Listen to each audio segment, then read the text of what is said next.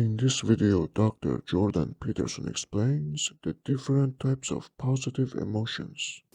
I put that in there to remind you that all these little things are informed by the underlying hypothalamic circuits. So, that whole hierarchy has to be, imagine how it's conditioned, that whole hierarchy of motor output. Part of it is conditioned by, and then this is sort of like an output or an input system that Swanson didn't talk about, it's sort of sensory. That whole sensory motor hierarchy, sensory motor perception action hierarchy, we'll say, has to be constructed so that your basic motivational states stay satiated, right? Because otherwise you get thirsty enough and you die, or you get hungry enough and you die. It's like you have to organize your behavior so that those basic motivations stay fulfilled.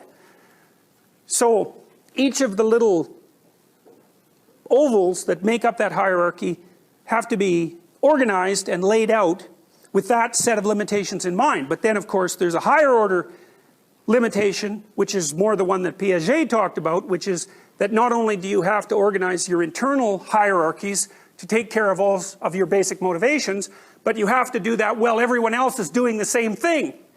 And so in some sense, the hypothalamic system that's generating the impetus for these layers and layers of motor output also has to do so in a social context. Because otherwise, you fight to the death over a stick of bread, which seems like a very counterproductive thing to do. So I'm trying to point out to you how many parameters that hierarchical organization has to meet simultaneously. Also, that one of the implications of that is that it's not an arbitrary system.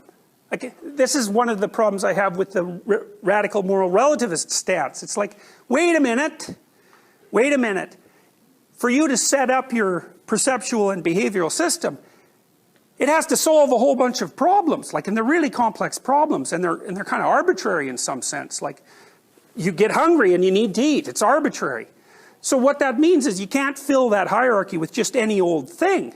Not only does it have to work to keep all the complex parts of you functioning here and now, but it has to keep them functioning here and now in a way that doesn't disturb them functioning tomorrow or the next day or the next week or the next month. So that's integration across time spans. That's a killer, right? Because you can't just go out tonight and drink 40 ounces of vodka and then, write the test on Thursday. So there's probably not. So some of you might try. But then you also have to organize your behavior in the here and now with your behavior spread across time frames in the presence of other people who are also organizing their behavior across time frames. It's like once you put that many parameters on the organization of a personality, you can see right away that it can hardly be arbitrary. It's tightly constrained. Okay, so here's some basic emotions. We talked about basic motivations. And so what we're going to do in a simple way is we're going to divide them into two: positive emotions and negative emotions. Okay, and that basically gives you extroversion and neuroticism. So positive emotions, they kind of fall into two classes. The one class is the positive emotion you feel when you run a motivational frame to its limit. So you're hungry, you go have a peanut butter sandwich, and then you're no longer hungry. Okay, so what's the state? How do you define the state after you've eaten your peanut butter sandwich and you're no longer hungry? Well, you're not jumping up and down and cheering like someone who just made a touchdown, right? So it's not that kind of enthusiastic positive emotion that you see when people are celebrating. It's more like satisfaction. And that's actually technically what it's known as, satiation. And so when a motivational routine runs successfully, what happens is it eliminates the necessity for it to exist temporarily. So basically what happens is you run a framework to its logical conclusion, poof, it disappears because it's done. And you might be satisfied about that, but the next thing that happens is another motivational framework pops up and you're in the same game. It's Sisyphus fundamentally. So anyways, it's satiation that is the term satiation is technically used to describe the state of being that's characteristic of the successful execution of a motivated frame. It's also known as consummatory reward. Consummation, consume. And that's associated with unconditioned, that's an unconditioned response.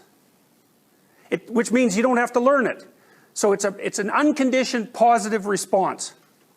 So, and that means that satiating stimuli, when delivered to a creature in the proper motivational frame, have the properties of unconditioned rewards. So you get three things there. You know, the satiation brings the motivated frame to an end.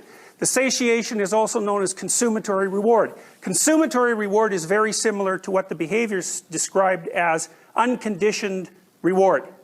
Unlearned. So you can stack each of those things to know on top of each other, and then you've got them.